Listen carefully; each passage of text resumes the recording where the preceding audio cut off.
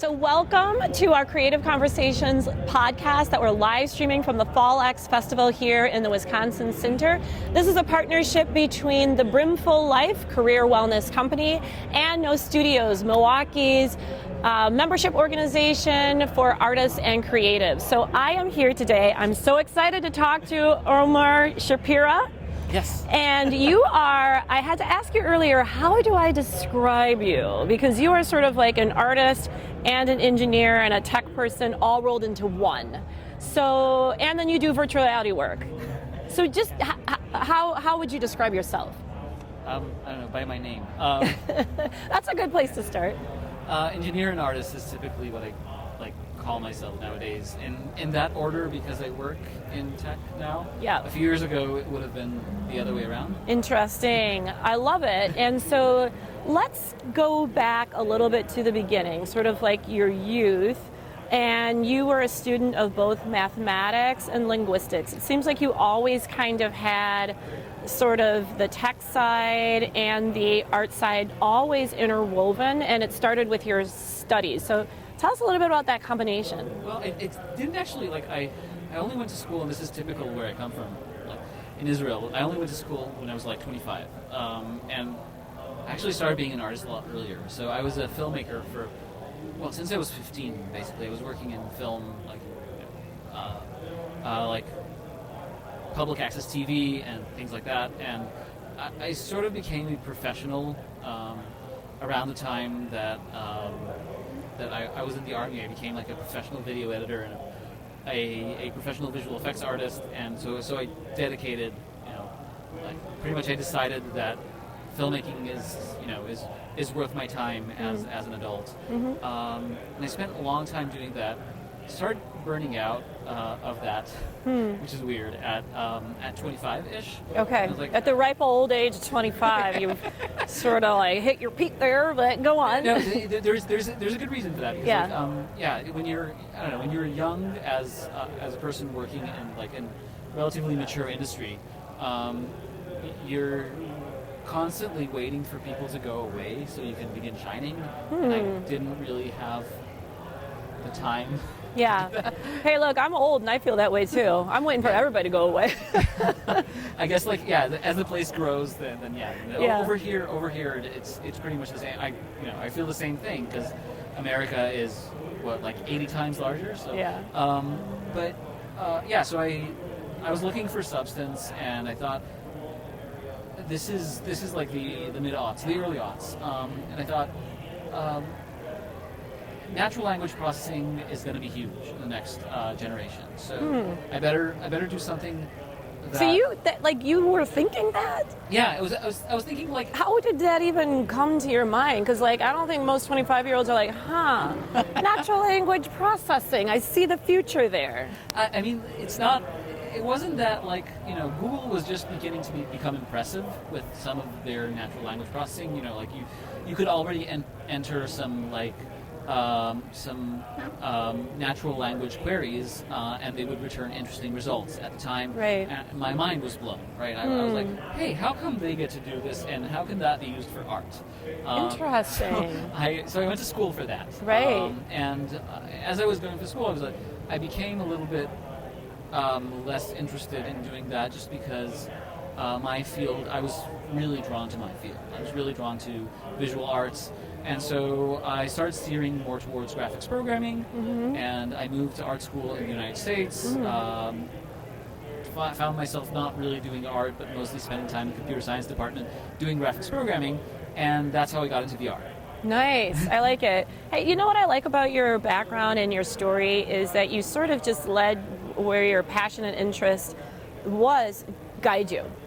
Right? And a lot of people, they end up in professions and careers not because they have a particular interest in it or a curiosity. It's more of what other people expect them to do.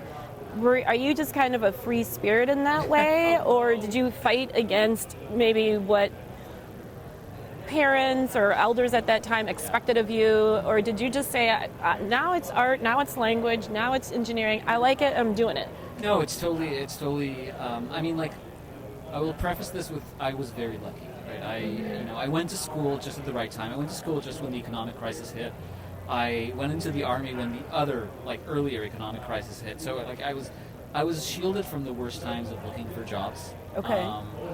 Which pretty much meant whenever I had a major pivot in my career, there was some kind of job looking for a person to do it. But yeah, my parents are both scientists. They both worked in the weapons industry in Israel. So the path to become a filmmaker was very much not listening to them. Until you realize that you are kind of like them, and like my mom is a mathematician, I'm like, okay, I'll study now. But, eventually you do realize that you're more like your parents than anyone would care to admit, right? And I think that the first point where I was like luck had really struck was when I graduated from my grad school in the United States, and the world's first at that time VR studio opened in New York, and I happened to know them. So by extreme streak of luck, just landed a job that happened to be in a visual effects studio, right, with my old skills, doing my new thing. Well, I was going to say, it's almost like a perfect storm of all your skill sets coming together in VR, right? So your video production, your artistic work, graphic design, computer engineering, linguistics. I mean, it's kind of like you're bringing everything to bear, right? Yeah, but I guess a lot of people feel that, and that's specifically about VR. And I think this is like, if you look at the trend of artists right now emerging, past 5 years emerging into virtual reality, it's a bunch of people who are, and this is like typical to a lot of computer arts, they were the rejects. They never really fit into a professional industry, which is, film is pretty much professionalized now, right? Yeah. You go into film because you're looking for a job. You go into visual effects because you're looking for a job. People who went into VR were not looking for jobs at first. They were looking for a form of expression, and suddenly the jobs grew around them. Interesting. And, yeah, so it's not just me that, polymath who happens to walk into that. It's a lot of people found their calling that way. Right. And every single person I meet in this field is fascinating by their own right. That is actually really fascinating. So for someone who's not sort of immersed in the VR world, that's just kind of an interesting description. I've never really heard it described that way before, but I like it. All right, so you do a lot of work in VR. What are you particularly really excited about? Either stuff that you're seeing or stuff that you're personally working on? Yeah. Gosh, this is a hard one. VR is really. In a really early stage, and it's funny to say this because this is like the third overall generation, the third attempt to make VR happen. We had one in the mid '90s. We had a little bit of it in the mid aughts. I'm assuming it didn't go well, or I guess it was the first stepping stone for what it is becoming. It went away very quickly, but people forget this nowadays. There were about 100,000, if I'm not wrong, virtual boys, Game Boys for virtual reality, created in the 90s. And it took a while for our current generation headsets to reach that count. And yeah, so that was bad. But nowadays, when we're clearly doing the right thing, we're clearly in a path to people being productive and interested and immersed in more than one way in virtual reality. Still, the most basic human needs, kind of like the Maslow's hierarchy of people outside of VR is beginning to manifest issues inside VR. We've had to say the first MMO in VR release officially, or not even released, just announced officially a week ago by Facebook, and we previously had VR chat, and a lot of people are being sort of, I wouldn't call it productive, but social in VR, and they're getting to a point where it's interesting enough as it would have been an MMO 15 years ago, as it would have been Second Life. We're still not as expressive because our entire bodies are there, and no one has made all the stuff that we're used to in reality. No one has made that inside VR yet. Right. Which is, think about it. You can't grab Like, you can't grab anything to read it there. Right. You're there for a very specific reason, so you're there for a short amount of time. So But will it ever get there? And Yes. should it? But should it ever? Because then, what is the difference with reality? Like, you need reality to be able to do stuff that you can only do in reality. Virtual reality, by definition, is virtual. Should they actually end up being the same? No, and they're not going to be the same. But it's not that we still need tools of expression there, right? Right.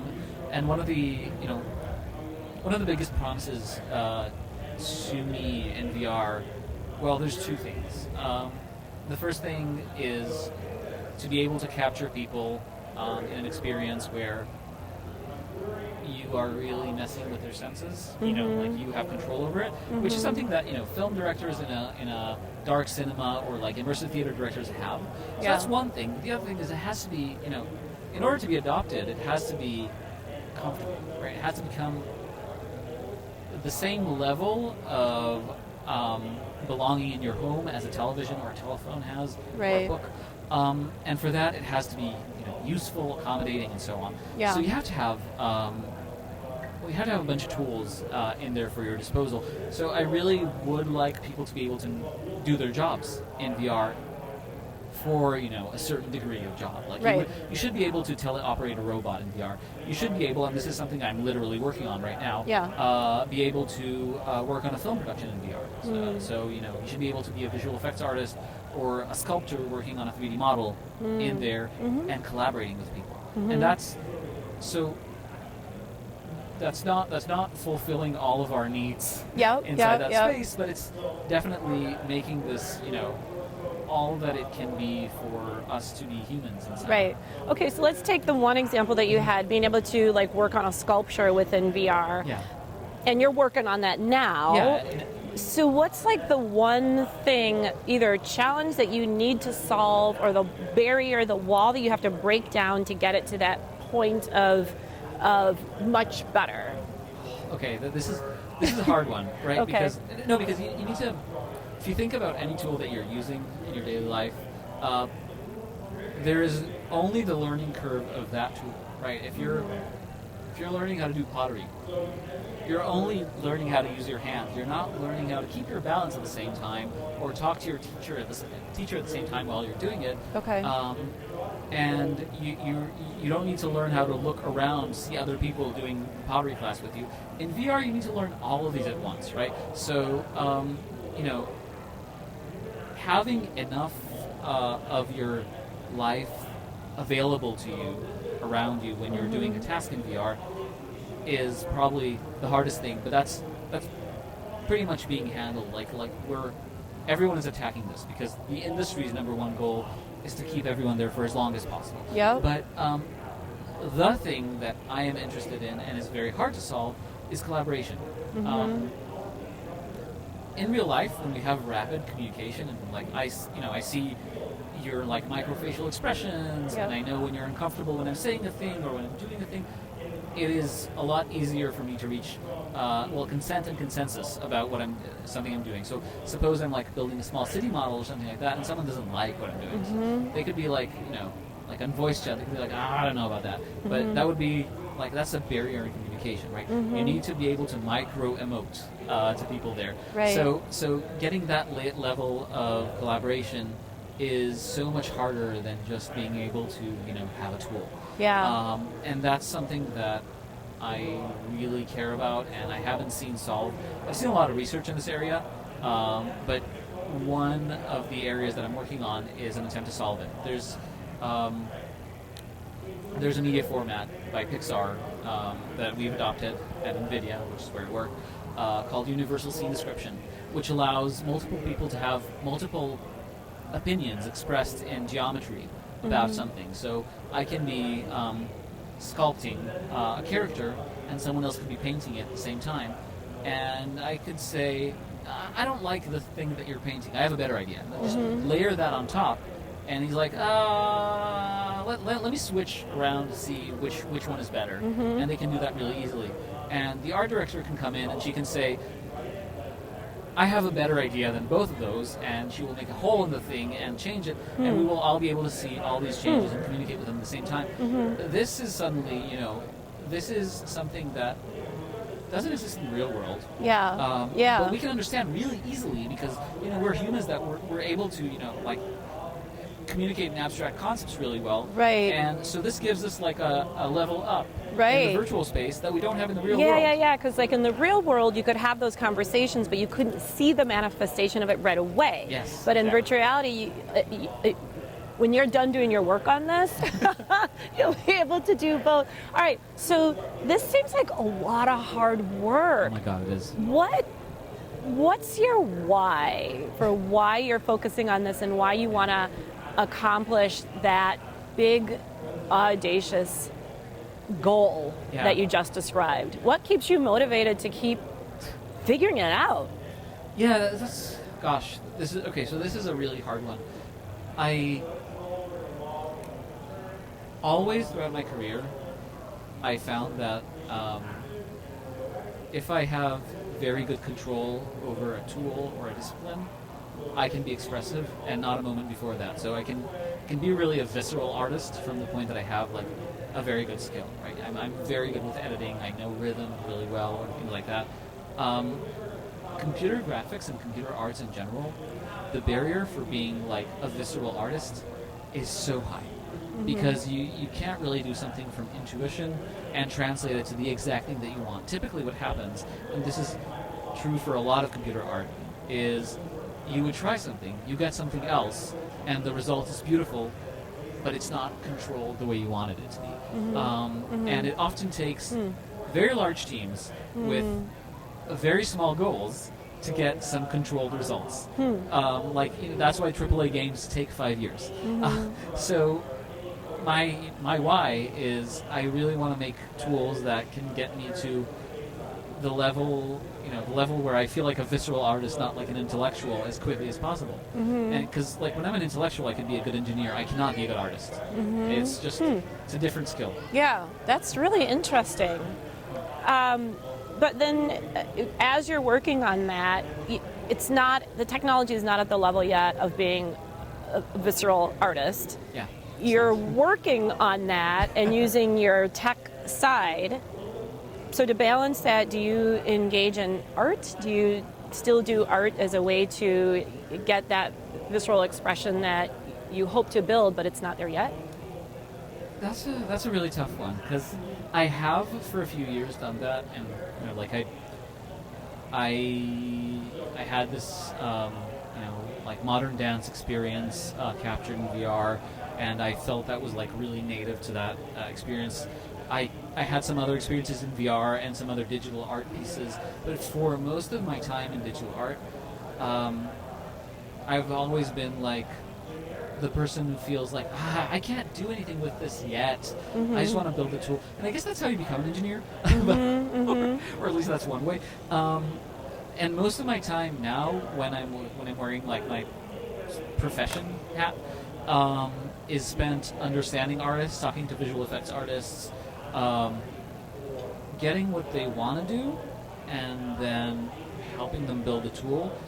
And my mind is always blown because most stuff that people I admire make is so much better than what I could fantasize making, like, in the current mindset that I am in. But like when I'm off that or when I'm doing something else, going back to rhythm-based art forms, I'm still active, and I still get the feeling of like, oh yes, I know what I'm doing, and I'm good at this. Right. Like music,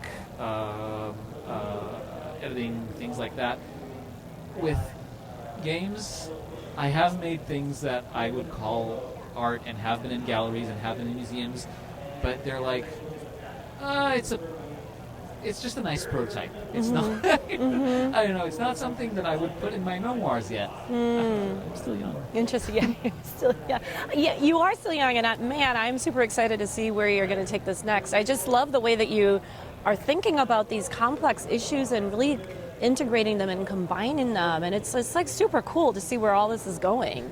So did you ever think that there would be something like Fall X that is really bringing together all these disciplines that you are so passionate about?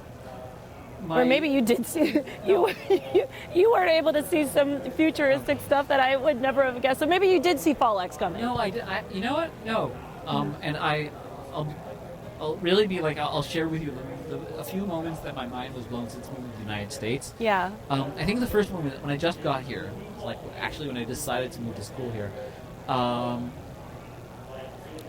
had met with, for the first time in my life in New York, like 2011, I had met with what I would call hipster hackers. Mm-hmm. Okay, this is like a really bad name for both of the parts that I said, but I had met with people who are like, you know, like understand here and now, speak my language, and do tech work. And to this day, I also understand that people tend to, like, especially as they age, tend to go deeper inside their own communities, go deeper inside their own disciplines, and don't end up evolving the ecosystem. They may, like, you know, contribute a lot to one thing, and computer graphics researchers will often be make some like amazing breakthroughs, groundbreaking is the word I was looking for, in one specific computational art. The people who use their works are often people they don't meet, and that's the insane thing. And yeah, people who like have both sides, or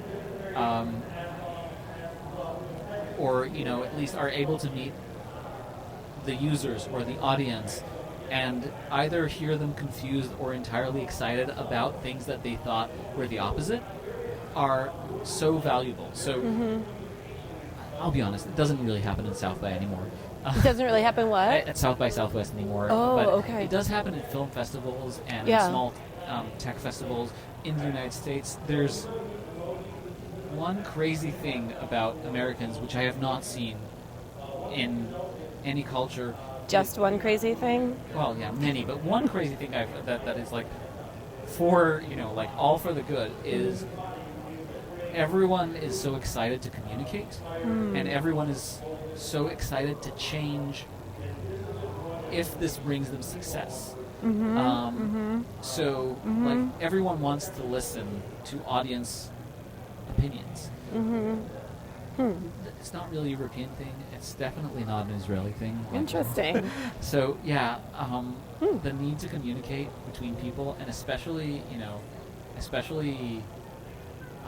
in smaller communities, because those people all have different experiences. You know, coming from different small places means you grow up with a different language. Right. Even if you're both speaking English, you literally grew up with a different language. Right. As a linguist, I can say that. Yeah. And it also means that you grew up with like an experience that you can't translate. So your views of intimacy are different. Your views of how I use a thing, or how I go about, how I conduct myself, and what is polite in the world are very different. And so, like, Americans have this urge to learn from one another. I know it's weird saying this, because I know, like, all the you know, many wrong things in this country contradict what I'm saying. But but I think it does take someone with the outside perspective to be able to see, like, we just don't maybe appreciate that in the same way that you do, because we're in it every day, and we just, you know, figure that this is, you know, how it is. I will tell you this, I've been here for less than 24 hours. So many more people have asked me, not like how I am, but like, what do you think about this? Is this cool? Is this right, really seeking your input. Yeah, than anywhere, or want to know about me and my experiences more than it goes to be polite about something than I've experienced in New York in a day or a week. Oh, that's interesting. Yeah, this place is really thirsty for knowledge and experiences. And when you say this place, you mean like Milwaukee? I mean Milwaukee, but I also mean this conference. Oh, the conference, right? Yes, in Milwaukee. Yes, I like it.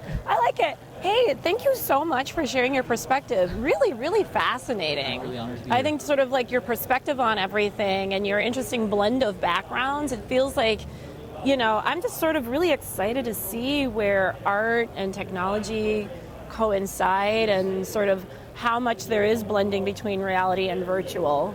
And so am I. Yeah. Let me know if you see it. Well, you'll get there before I do, so. Omer, thank you so much. Yeah, and I look forward to your keynote speech tomorrow, right? No, today at 4 p.m. Today at 4 p.m. I will be there. Thank you.